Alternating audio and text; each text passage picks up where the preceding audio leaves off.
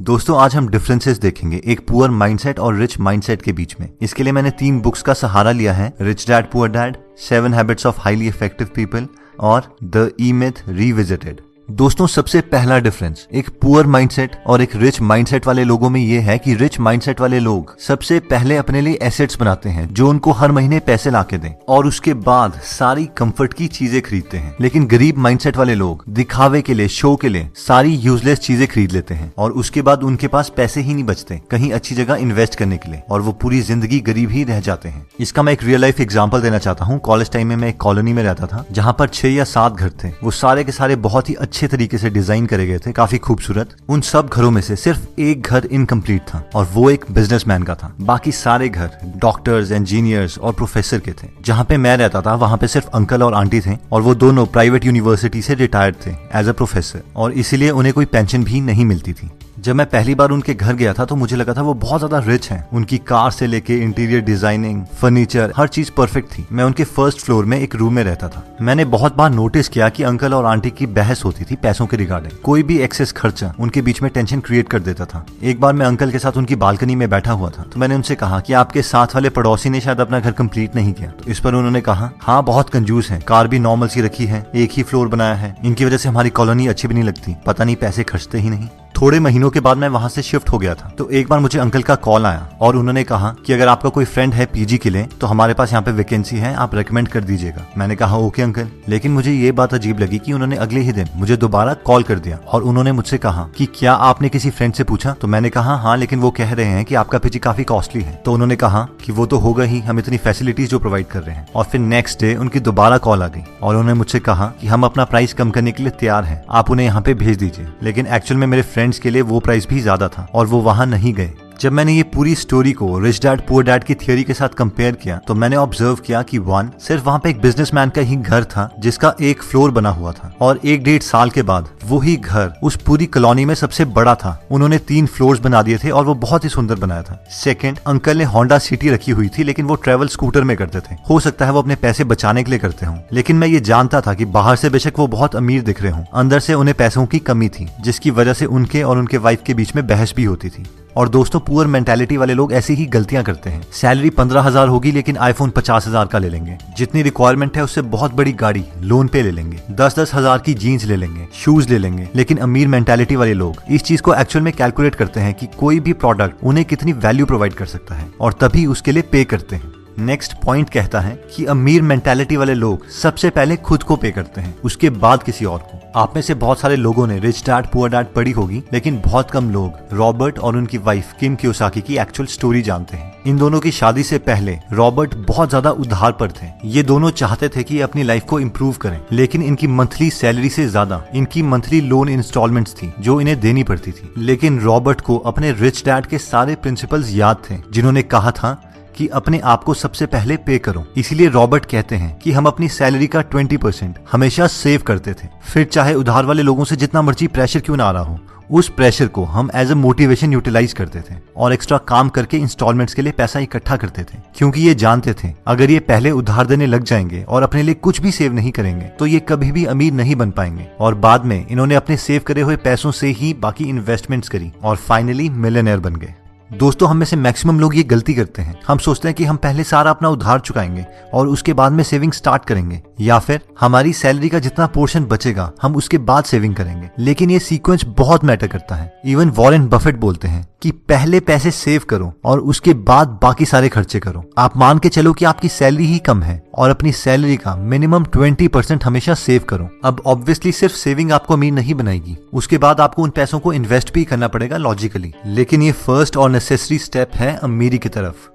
Next point कहता है कि अमीर मेंटालिटी वाले लोग अपने स्किल्स को पूरी जिंदगी भर इंप्रूव करते रहते हैं। इसी प्रिंसिपल को 7 habits of highly effective people book में शार्पन द सॉ के नाम से बताया गया है। क्या आपने कभी ये नोटिस किया है कि बहुत कॉस्टली प्रोडक्ट्स की एडवर्टाइजमेंट कभी भी टीवी में नहीं दिखाई जाती? कभी भी फरारी वाले आपको टीवी में एडवर्टाइज करके ये नहीं बोलेंगे कि आप उनसे फरारी खरीद लो। ना ही कोई हेलीकॉप्टर की कंपनी या प्राइवेट जेट की कंपनी आपको अपना प्रोडक्ट दिखाने के लिए पैसे खर्च करेगी। लेकिन अब सवाल आता है कि ऐसा क्यों है? मैक्सिमम पॉपुलेशन तो टीवी ही देखती है। ऐसा इसलिए है क्योंकि ये लोग जानते हैं कि जो लोग इन प्रोडक्ट्स को एक्चुअल में खरीद सकते हैं वो अपना टाइम टेलीविजन में वेस्ट नहीं करते। ज्यादातर मिडिल क्लास मेंटालिटी वाले लोग graduation, post graduation, PhD, post doc कर चुके हैं, इसलिए वो सोचते हैं कि वो रेस्ट डिजर्व करते हैं और उन्हें कुछ नया सीखने की जरूरत नहीं है, और वो आराम से जॉब के बाद घर में आते हैं और टीवी देख के अपने को रिलैक्स करते हैं, क्योंकि वो सोचते हैं वो इस चीज को डिजर्व करते हैं। वैसे ही कहीं मिडिल क्लास बिजनेसमैन घर में आके आराम से सीरियल्स देखते हैं। नई चीजें सीखना उनके दिमाग में प्रेशर क्रिएट करता है। लेकिन रिच मेंटालिटी वाले लोग ये जानते हैं कि उन्हें अपनी स्किल्स पूरी जिंदगी भर इंप्रूव करते रहनी है। नई चीजें सीखना उनका पैशन है, ये चीज ही उन्हें रिलैक्स करती है। अगर हम बिल गेट्स का एग्जांपल लें तो वो माइक्रोसॉफ्ट से रिटायरमेंट ले चुके हैं, वो एक बिलियनर है, उन्हें कुछ करने की जरूरत नहीं है, लेकिन फिर भी वो हर वक्त कोई ना कोई बुक पढ़ते हैं और अपनी सारी बुक्स के नोट्स अपनी वेबसाइट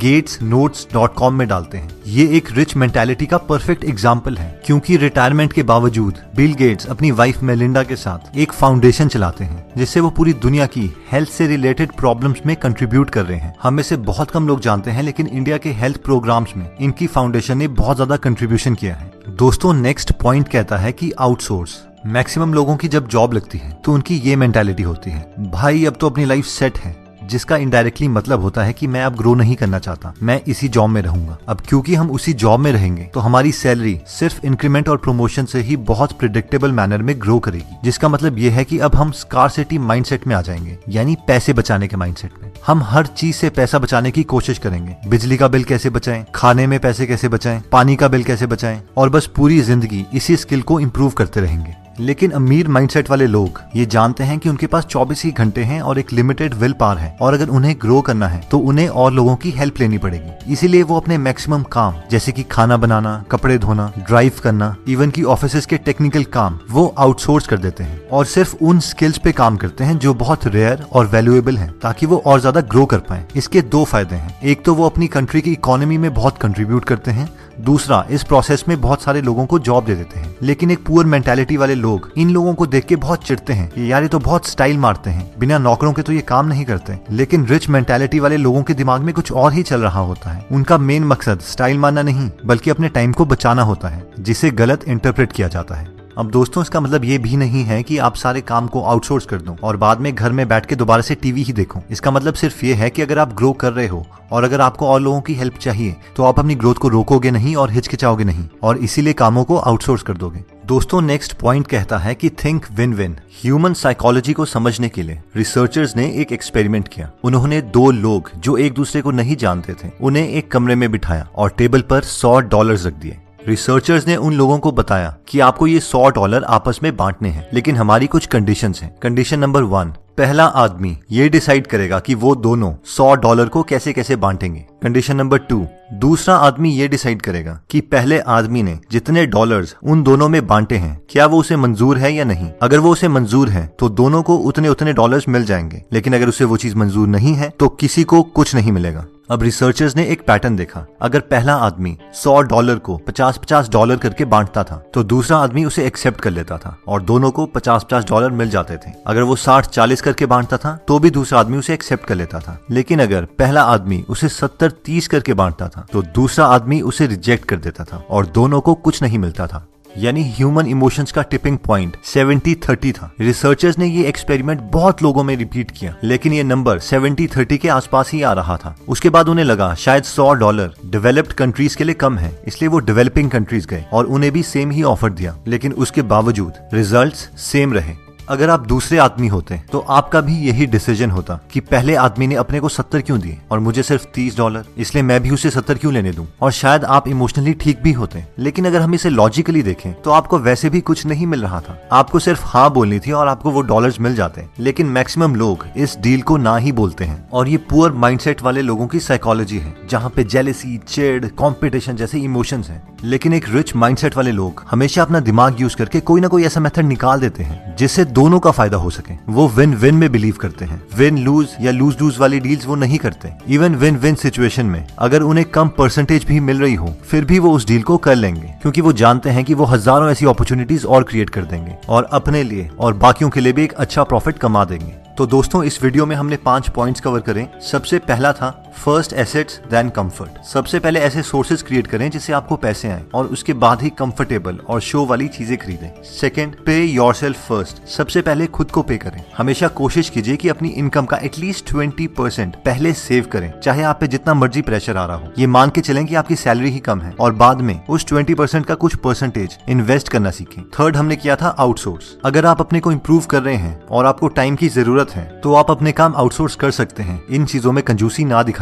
फोर्थ, कंटिन्यूसली अपने स्किल्स इंप्रूव करते रहें, नया नया मटेरियल्स पढ़ते रहें। दोस्तों अगर आप फ्री में बुक समरीज पढ़ना चाहते हैं तो हमने गीगल ऐप बनाई है। वो ऐप आप डिस्क्रिप्शन में दिए हुए लिंक पे जाके डाउनलोड कर सकते हैं। और फाइनली आता है थिंक विन विन। ये मत सोचो कि दूसरे को मेरे से ज्यादा मिल गया, आप ये सोचो कि आपको पहले कुछ नहीं मिल रहा था, उसके कंपैरेटिवली अभी आपको कुछ मिल रहा है। और अगर आप टैलेंटेड हो तो आप ऐसी सिचुएशंस बहुत क्रिएट कर दोगे। लाइफ में जल्दी आगे बढ़ना सीखो, क्योंकि हमारी लाइफ इतनी बड़ी नहीं है और हम इस धरती पर हमेशा के लिए नहीं है। दोस्तों कमेंट सेक्शन में आप बता सकते हैं कि आप नेक्स्ट वीडियो किस टॉपिक पर चाहते हैं, ताकि हमें भी फीडबैक मिले और उसी टॉपिक्स को हम कवर करें। इस चैनल को जरूर सब्सक्राइब कर लीजिए और बेल का बटन दबा दीजिए ताकि आप ऐसी नॉलेजेबल वीडियोस कभी मिस ना करें। और इस वीडियो को लाइक जरूर कीजिएगा ताकि हमारा कॉन्फिडेंस बढ़े।